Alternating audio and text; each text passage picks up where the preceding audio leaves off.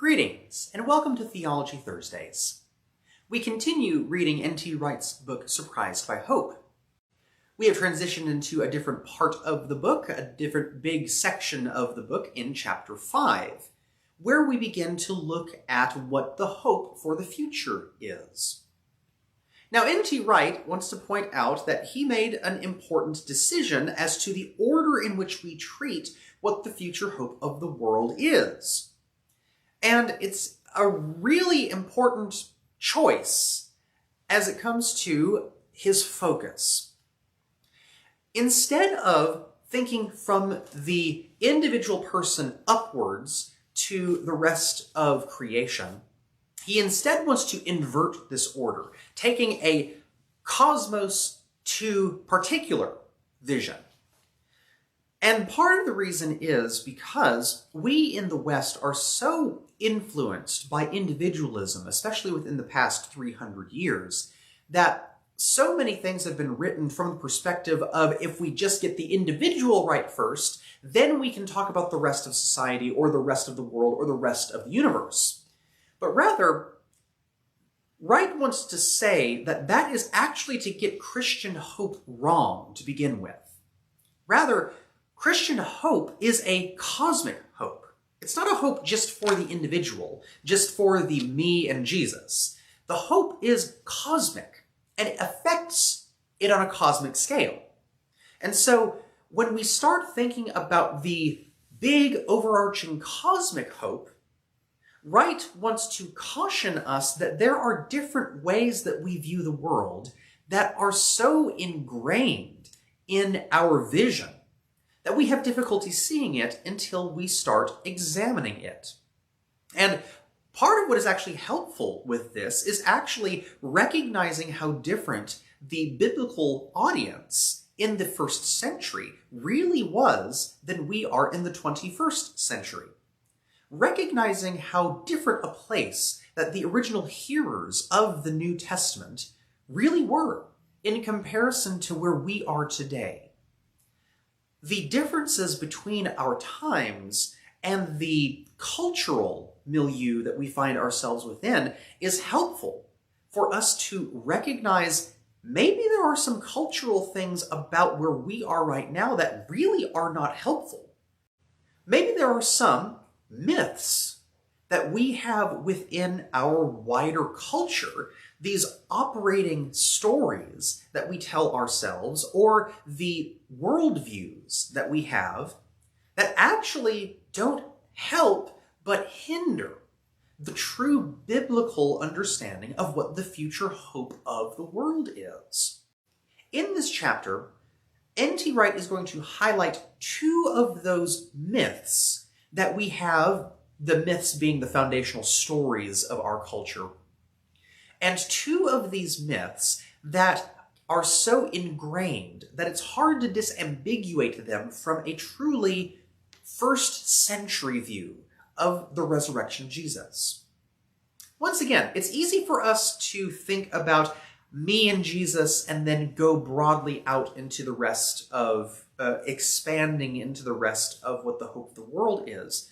Rather, what we're going to do first is examine what are the big hopes for the world and what are perhaps the competing worldviews that are involved in those bigger picture hopes for the world. Now, Wright wants to be very clear that in these two views, that it's not that we have to choose either or somewhere in the middle, but rather that what he's going to put forth in next chapter is going to be a combination of both without the weaknesses of either. So it's not to say that in these worldviews there are not Christian ideas, there are not Christian understandings. That's not what he's saying. But what he's saying is the worldview that can use this culmination of things can result in approaches to understanding the world that are not helpful in their most extreme forms.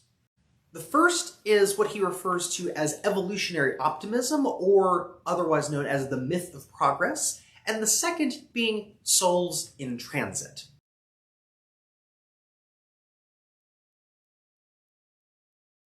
Have you ever been told that if only we did a certain thing, elected a certain person, had a certain leader, or had certain policies, practices, or procedures in place, that then the world would all of a sudden turn into this wonderful utopia?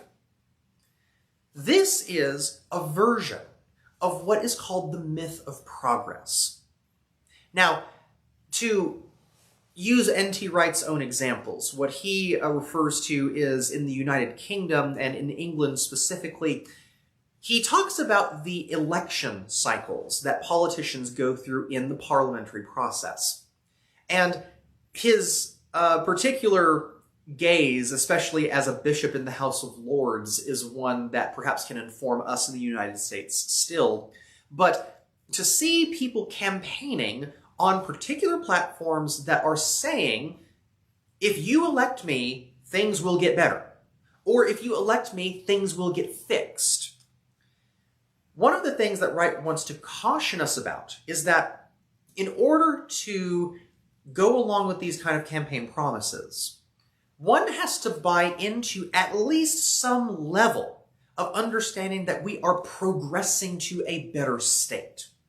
We are getting better. Nothing to say that this is a bad thing. We want things to be more equitable, and we want things to be able to operate more smoothly, more justly for everyone. But what that can easily turn into is when that goal is not met by the certain person being elected, by the policies being put in place, we then have this interesting feeling that, well, that wasn't the right way we should go. There is another way, another policy, another practice that we put in place that will then bring about this utopia. I should also mention, by the way, that Wright uses the word utopia in this chapter very intentionally, because utopia in the Greek version of that word utopia is actually a perfect place that does not exist. So he's kind of being on the nose on this and a little subtle under the table. But what Wright is trying to say is that when we think that we are ever so gradually moving towards the culmination or the perfection of society or other things, we are rather in what we refer to as the myth of progress. That is how we are seeing the world. If we are only just almost there and it's right around the corner, if only we do X, Y, or Z. The myth of progress is one that's been within our cultural milieu at least since the Enlightenment. The example that Wright gives is Charles Darwin. Not to say that evolutionary biology is a problem. Rather, what Wright wants to point out, and as other anthropologists have pointed out recently, that Charles Darwin's evolutionary biology got co-opted and transmitted to other social sciences in such a way that it was never designed to be. Darwin never meant for evolutionary biology to go beyond the biological field. But the idea of societal evolution, the idea of cultural progress being made, of cultural evolution being done in a way to where we are moving towards a higher perfected sort of idea, turned other sciences into a cultural petri dish of the myth of progress. We are building a society that is getting closer towards perfection by the ways that we are working towards it, by the ways in which we are rubbing against things and trimming off those unnecessary branches of that evolutionary tree. That is a gross oversimplification of evolutionary biology. But in the social sciences, this is such a powerful thing because it lends towards some of the things we see in the 1800s and 1900s, particularly eugenics and the world wars. It is impossible to overlook the rhetoric of progress in eugenics, that there are certain races or peoples that are more fit than others, using the language of evolutionary biology in a social sense where evolutionary biology was never meant to go, and justifying, to be honest, genocide. That it is actually the way that the world should go so that we reach that utopia. We in our contemporary society recognize the horror of that particular sentiment.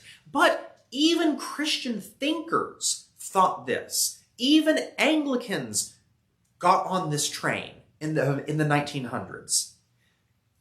Charles Kingsley, one of the theologians during the time of John Henry Newman in the 1800s, was a supporter of eugenics. So the thing is that this is a cultural mythos that was in the water that has to do with progress. But also, many, many, many more things are written over the more horrific reality of the world wars. What was in the water when the world wars were happening? Think about all the saber rattling that was going on in the late 1800s, early 1900s of this is a nation of progress.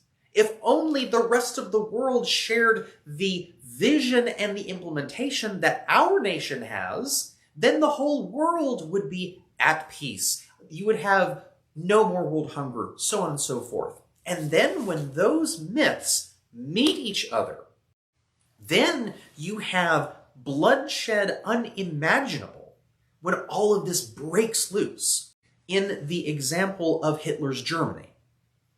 And so this myth of progress, that we are building towards a higher society, building towards this thing, in a lot of ways comes crashing down when we hit the world wars. In fact, the world wars, literarily, is where we see the end of modernism in literary writings and the beginning of postmodernism.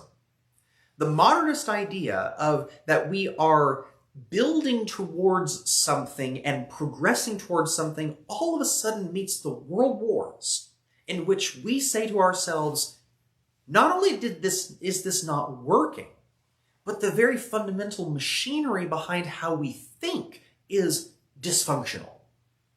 And hence you have postmodernism, which is extremely critical in an actual healthy way of this belief that if only we could just agree logically that this is what we should do, that even the idea that logic itself is non-contextual, is somehow logic itself is somehow outside of the realm of interpretation, that becomes something that the postmodern writers begin to bring to the surface. But one of the reasons why the myth of progress in its extreme form is not square with Christianity is because all of it is predicated on a natural function of the world, bringing about the end of all things as it comes to world peace, utopia, no more hunger, things like that. It turns this redemption of the world into a human work. It turns something that is wrong with the world into something that if only we could get on the same page, we could just fix this right now. Except that that vision of the world, Wright wants to strongly say, is deficient in its understanding of humanity. And all of that charge descends into basically one thing. The myth of progress cannot deal with evil. And as Wright says, he doesn't mean this just in the intellectual sense. It cannot deal with the idea of evil. We're talking about the practical aspects. It cannot practically deal with human evil. Because when we practically try to deal with human evil, what do we see happen? Well, we end up imposing a particular human view of progress. If only people could get on my side of the equation and we impose this idea upon this society, then we'll deal with evil. Not so fast, Wright says. That in and of itself belies the myth of progress. If only people will get on my level, so to speak. And there are 3 reasons why he thinks that it can't deal with the problem of evil. The first, and maybe the most obvious, is that it cannot stop it. For all of the progress that we've made in the sciences of the understanding of the world, let's just be honest, the scientific revolution is a real boon for humanity. We have ways of creating food surpluses that are able to reach various places that are able to feed people who otherwise wouldn't have received it. The whole idea that science has somehow not done good things is simply not the case. Rather, it is the worldview behind how we're understanding the role of science versus social science is what the problem is. For as much progress as we've made since the 1600s in realizing the way that the galaxy is, that the sun is the center of our galaxy, the way that the Earth is rotating within its axis, the discovery of planets, guess what?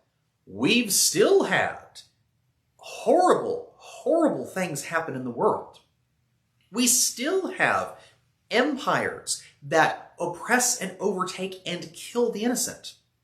The most obvious things that we can point to in the 20th century can be all of those various things that happened in light of the world wars. And not just to talk about other nations, let's talk about the United States. Whenever we entered World War II, do you remember what happened? Do you remember the millions of Japanese immigrants that were sent to detainment camps because the powers that be thought that they would rebel and fight for mother country Japan? That was a decision that the United States made. That's not anybody else.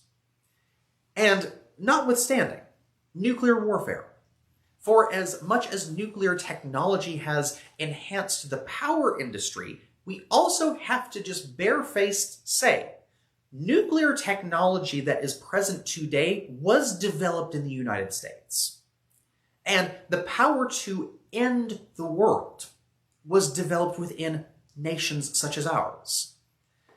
That is also what scientific progress has brought us to. But is it really progress? That's the main thing. We can't stop evil. We simply change the form of the tools of evil. We have not stopped, as perhaps Jesus would say, the human heart. We have simply changed its weaponry. But second, let's say that we bring about a functional utopia in the world. Well, the thing is that then we have to deal with the moral problem of evil.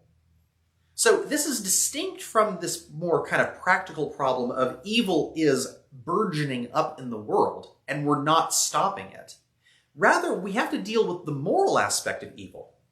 You see, morally, there are all kinds of injustices within society that we would say are not simply things that can be covered over by other things. This is where I think one of the main confusions about the approach to history that is called revisionism is.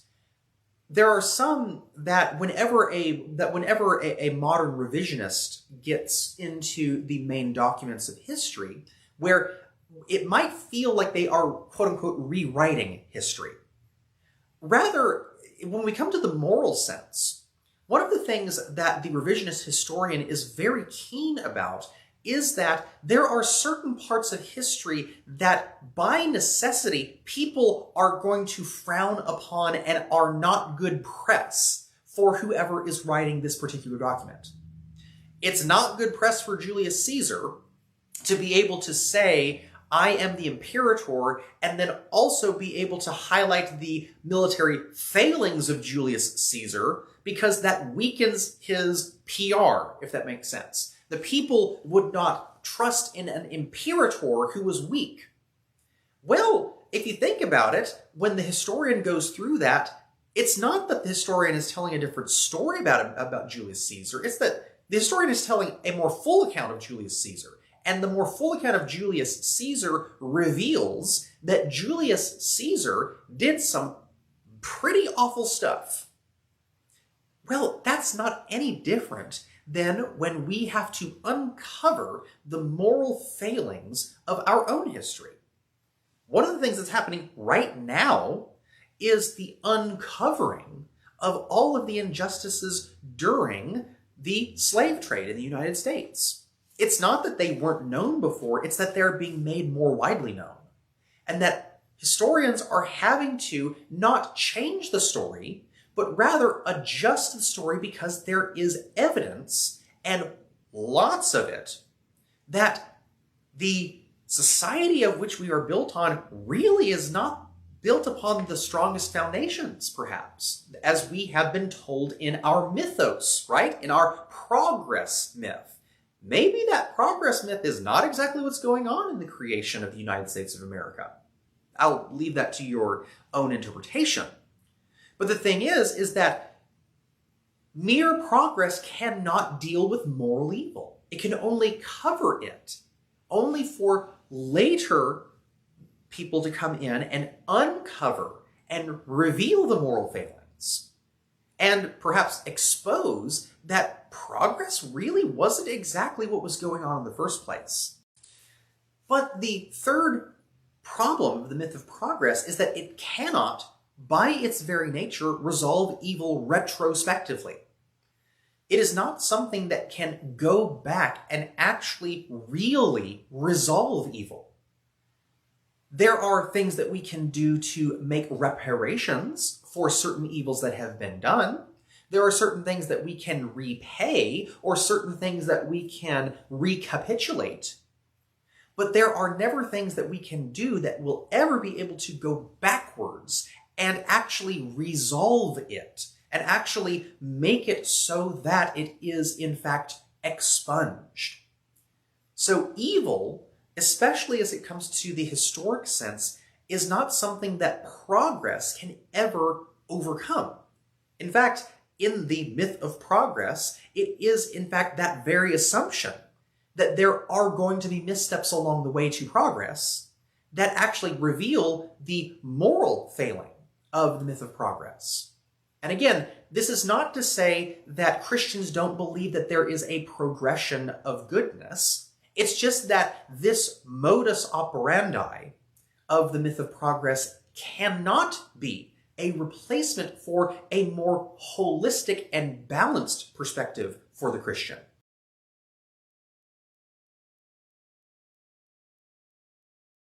Which leads us to the second option that Wright wants to point out, which is simply called the souls in transit option.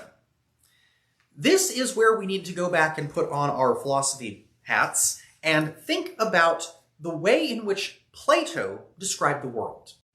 Plato wrote that the world is as if we are chained in a dark cave, looking at the side of a wall with a fire that's burning, and the shadows being cast from behind us on the wall are the most real thing that we can view in this world. But until we get outside of that cave, we never behold the actual forms of the things of which the shadows are being cast from. Rather, we can only see their shadowy forms, their incomplete two-dimensional castings on this cave wall of which we are trapped within. Rather, in order to truly see, we have to leave the cave. Now, this illustration is what Plato is using to describe the bodily, physical universe and the spiritual, true universe. So, the world of the physical are merely shadows of the perfect forms that exist only in the spiritual and heavenly realms. When we are in the physical, we cannot know what the perfect forms are. The only way to get to where those perfect forms are for us to actually leave the physical realm altogether. This is where the Platonic understanding of what the soul is comes into being. For Plato, we as humans are bodies and souls, like this. There is a soul, there is a body. When that body dies, the soul is released, and that soul goes up into the heavenly realms where it disembodied is a part of that true and peaceful being of the universe. it cannot be so if it is trapped within the cave, so to speak, within the body. Now, think about how often we hear this idea of, even though the body dies, the soul has been released to go elsewhere. That can be not just found in Plato, that's found in a bunch of different philosophies, and in a lot of ways in some modern New Age philosophy, that the physicalness of the body is merely a vehicle for the true self to then be given flight into those spiritual realms. But what this also does is modify the worldview that we have in the other direction from the myth of progress. Think about the ways in which the early church heresy Gnosticism functioned. Gnosticism has a lot of different ways that it can be described, but one of the main things that we can say about Gnosticism is this: spirit good, body bad. What we are trying to do in Gnosticism is remove the body from the equation so that the true self, the spirit, the soul, then is released into the heavenly realms. Or to use the practical example, we are trying to subdue the body. We are trying to not necessarily maim, but we are to flagellate the body in such a way that we remove the bodily urges altogether. And therefore we remove the things that are passions of ours that distract us from the spiritual good. And when we bifurcate that body bad, soul good, what we are doing is we are saying the physical stuff and all the things that we can be up to in the world are not important. What's important is the soul. Well, let's combine that with the individualism of the 1600s and onward. And what you get is the world doesn't matter. What matters is the individual's soul and what the state of that individual's soul is. Does that ring a bell to anyone? So look at what happens when you combine this idea of we are just fleshy conduits that have souls inside them that are trying to get to the heavenly realms in whatever way, shape, or form that happens, with it's only about the individual. All of a sudden, we become very concerned with individual people's souls and with what the state of them are, right? Well, to return to the examples of hymns, what does the world view that this world is something I'm just passing through, that this is simply a stage in my soul's journey to God? That, perhaps to use again the hymn that I used a couple chapters ago, that when we sing, I'll fly away, oh glory, I'll fly away, when I die, hallelujah, by and by, I'll fly away. That what that is bespeaking is this idea of escape. We are getting away, not just from this kind of shabby world, but from this evil world. And we are being taken away. And this also leads into some interesting things of eschatology, belief about the end times, that God is simply going to destroy the world and destroy the heavens and wipe all this away again and then put new ones in place. Except that that's not the vision of Revelation. What you see in the vision of Revelation is heaven coming to earth, and you see God's active renewing of the earth. That it doesn't blow up as if the Death Star from Star Wars comes by and blows it up and then God will make a new one. That's not the vision of the revelation to John. And neither is that the full understanding of the Christian belief in future hope. We are not simply looking for escape from the bodily world. Rather, we have to reckon with that counterbalance of Jesus was resurrected. Jesus was not a disembodied ghost. And again, go listen to last chapter to talk about that whole thing that we talked about as it comes to resurrection. But this worldview, the souls in transit worldview, is escaping from this exterior physical world that is acknowledged to be evil, is acknowledged to be, at the very least, not perfect, and at the very worst, actively evil, and that we are trying to get away from it in a spiritual sense. The spirit's good, the body's bad. That worldview, while containing, again, some truth to it in the biblical sense, is not the whole truth. It's not the whole story. And that these two worldviews that Wright is putting in front of you is not the final say in how we as Christians think about the world, but rather there is another way in which we can both be realistic about the evil in the world, but also be realistically hopeful in the future redemption of the world. There is neither unabated human progress and neither this bifurcation of the soul from the body. There is another way that we have to think about these things. And that is what Wright is going to talk about in chapter 6.